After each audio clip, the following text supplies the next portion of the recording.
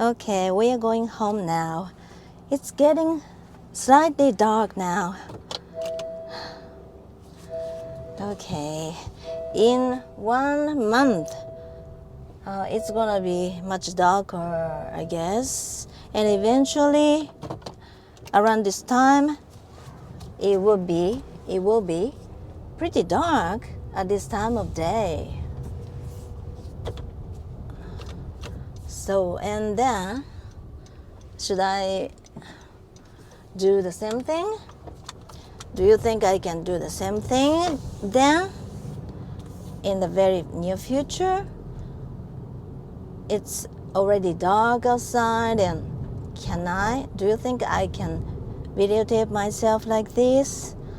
I don't know, because this is my first time to experience this season. So I don't know. I hope that iPhone is okay enough to videotape myself even in a darker situation.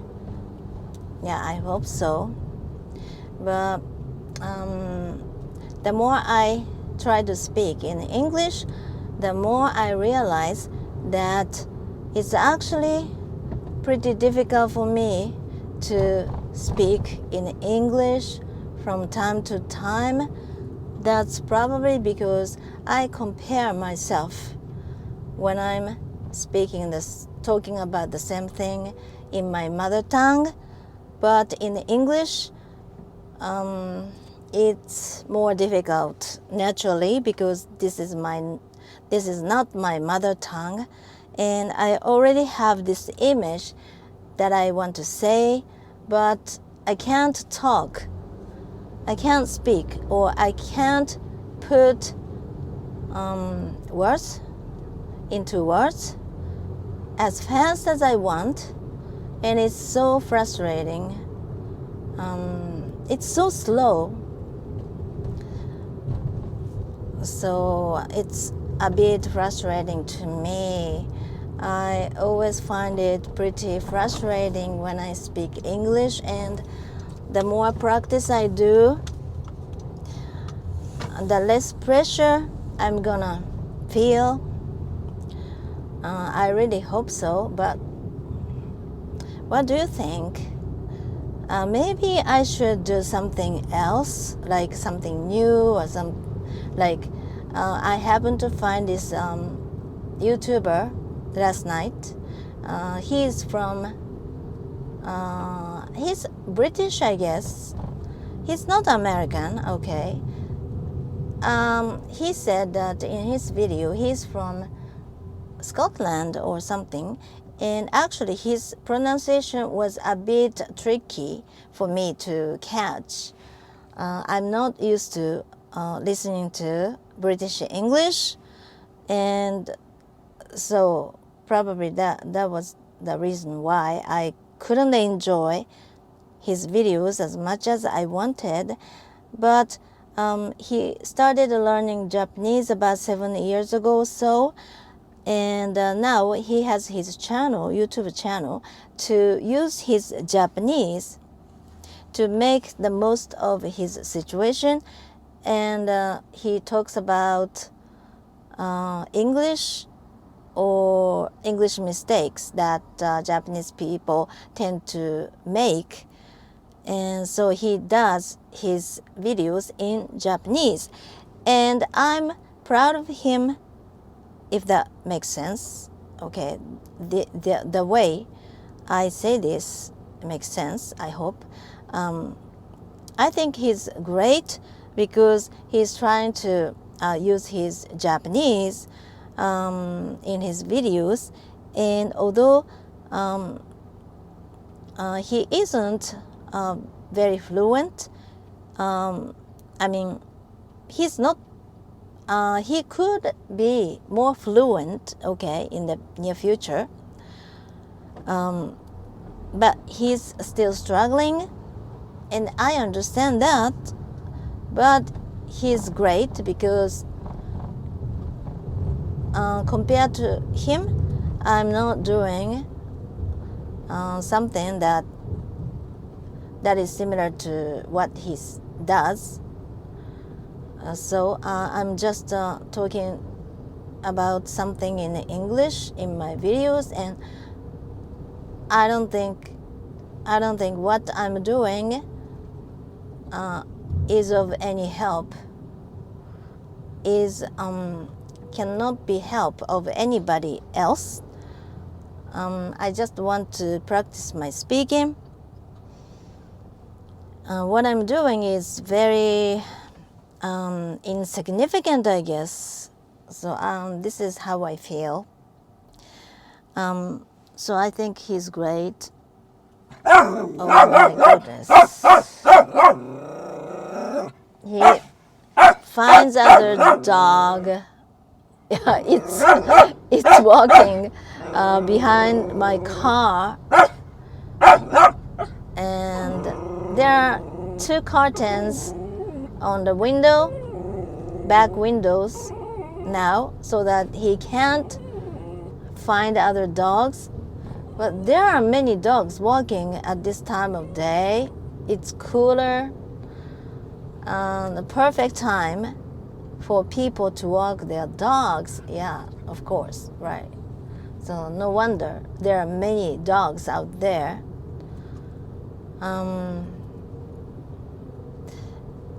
Okay. And about the psychiatrist, yeah, I was talking about him, right? And when I had my first counseling session with him, he was nice to me. Okay, he was nice to me. He is professional, and he knows how to deal with me. Okay, he knows how to deal with his patients, clients. Okay, but I made a huge mistake in the beginning. Okay, I really hope that he didn't feel as bad as I think he did. Okay, what I did was a bit stupid. Okay, I asked him how I should call him in the first place, because well, I will be talking about something in my first counseling session. Probably I thought that there would be times when I would have to call his name, right? And I asked him what I should call him, and he looked a bit surprised to hear that. Probably almost nobody would ask such a stupid question, I guess, because you can just call him sensei in Japanese, like it can be translated as a teacher. He's not a teacher, but okay, sensei literally means a teacher, okay, or professor or doctor, whatever. Okay, it's just a title. Okay, and it doesn't contain his family name. Okay, but somehow this is very typical of me, and I tend to do something unconventional from time to time without knowing it, without realizing it myself. And later on, looking back, I feel very embarrassed. Okay, and this is just one example. And I asked him what I should call him, and yeah, originally I was supposed to call him, okay, doctor. He's not a doctor, but okay, sensei, which means just the title, okay, not including his family name, okay. And it was okay for me to call him that way, but somehow calling him that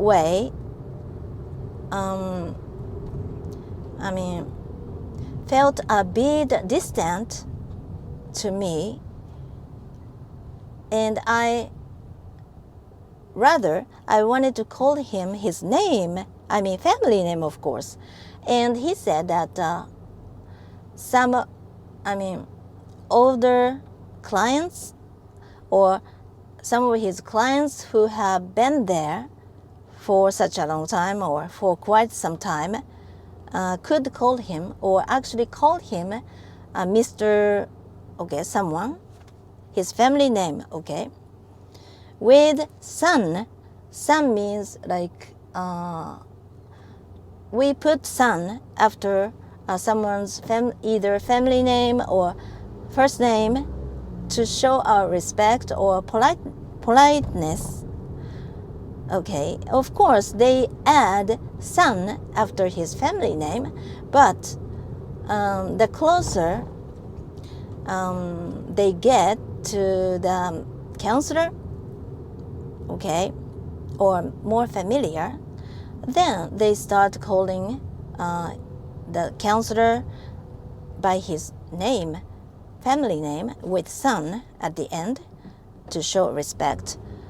But I'm a new customer, right? New client, and we haven't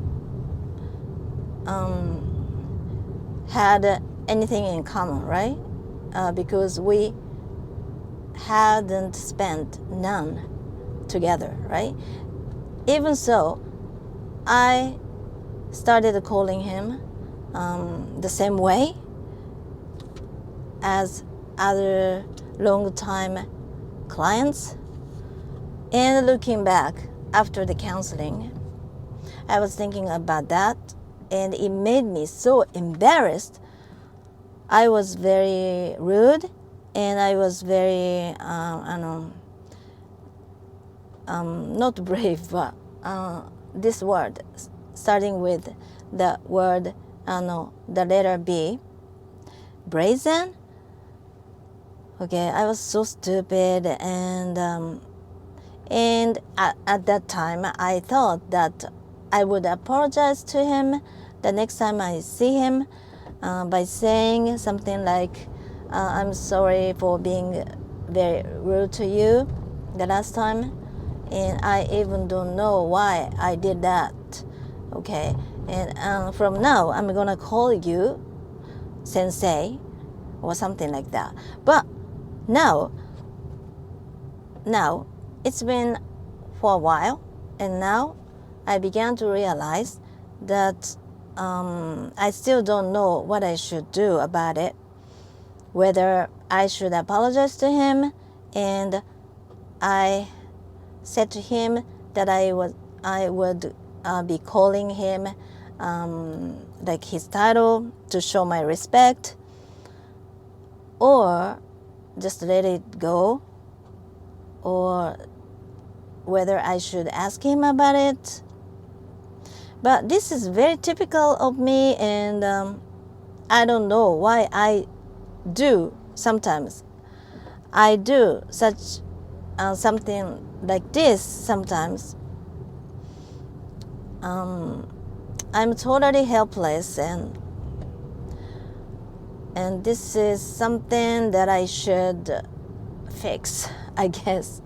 But without knowing it, I sometimes do such a thing, which later makes me feel so embarrassed, and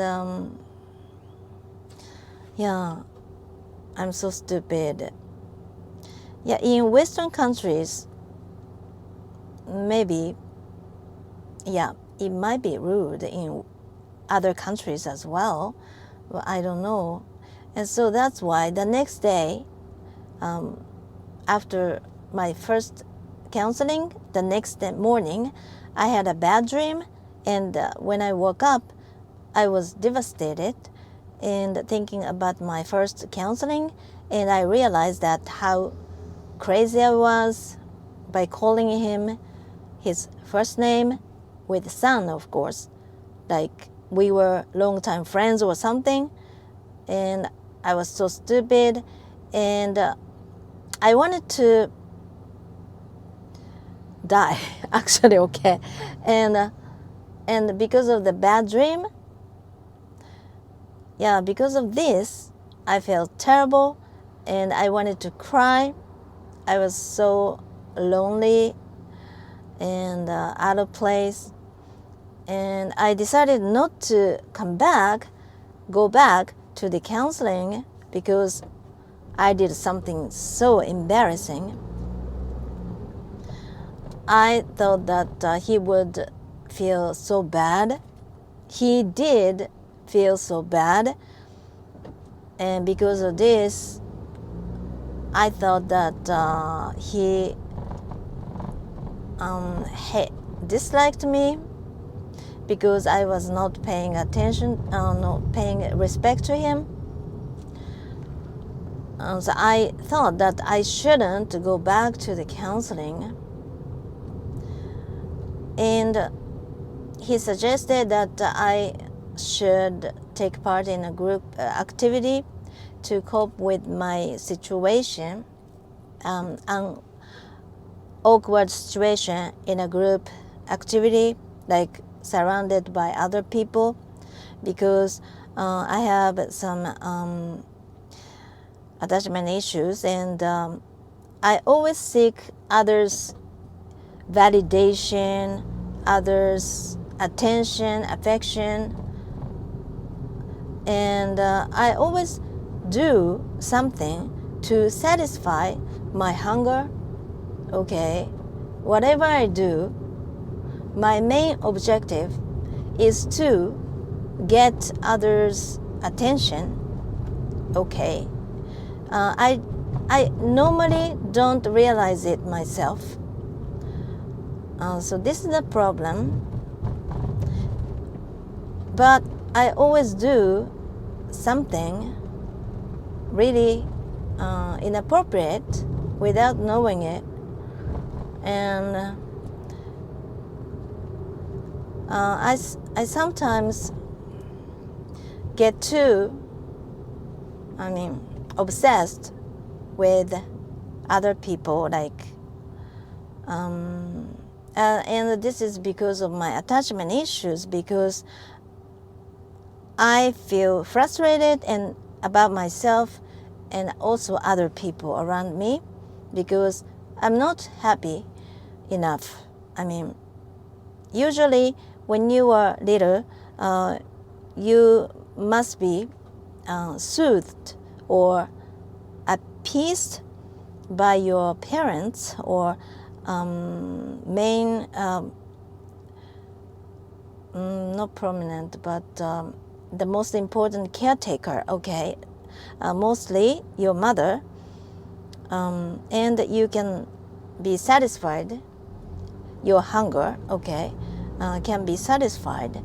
But if you are someone who haven't experienced this,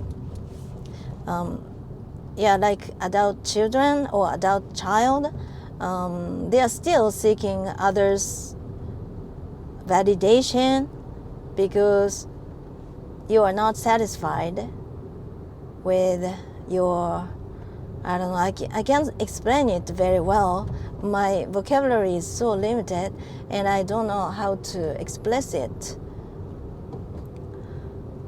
Okay, but so mostly I'm not independent enough. Not mentally, but not physically, but I don't know, spiritually. Okay, and so I asked others to fill the void. Okay, I am not.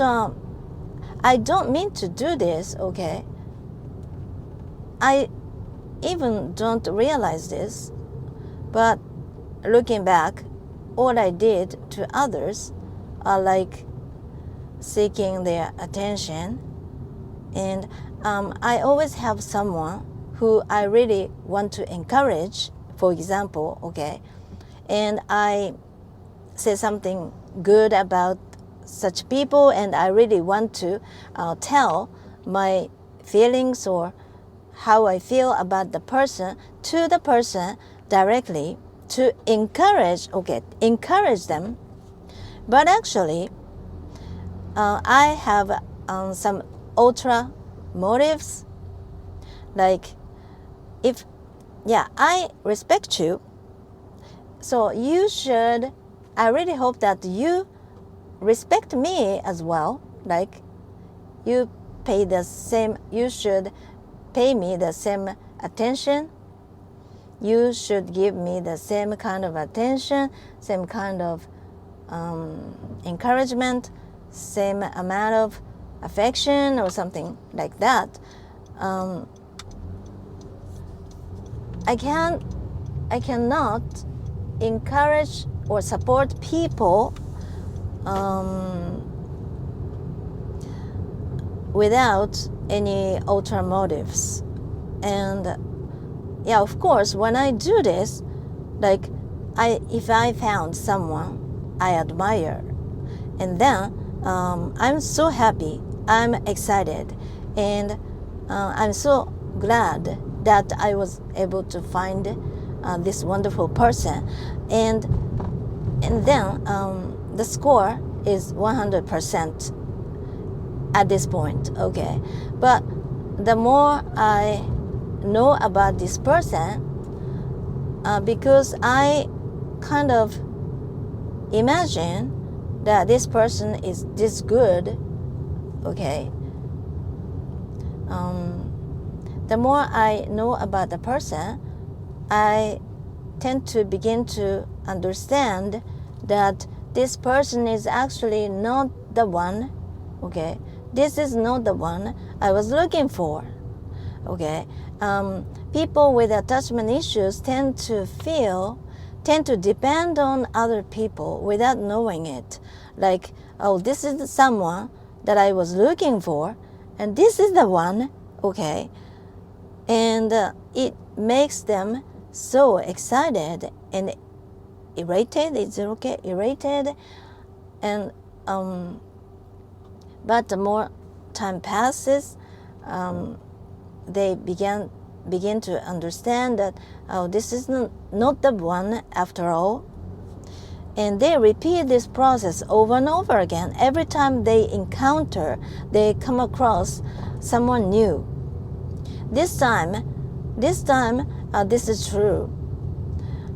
This person is going to be the one this time.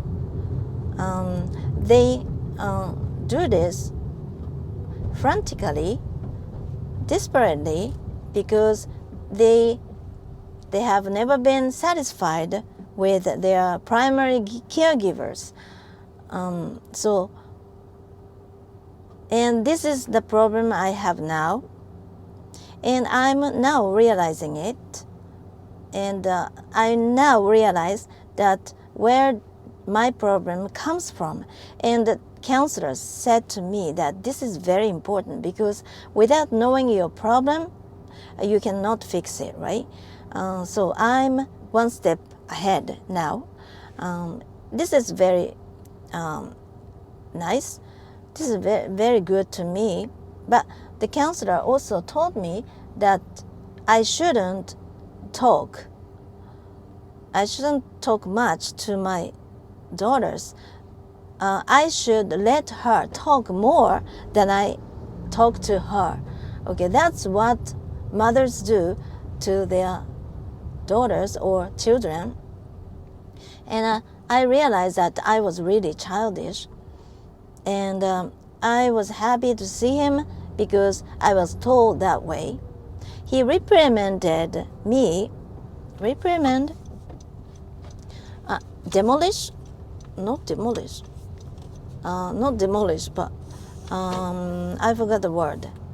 He not scold, but he said to me nicely, but he told me that I shouldn't talk too much to her because it makes her tired, okay?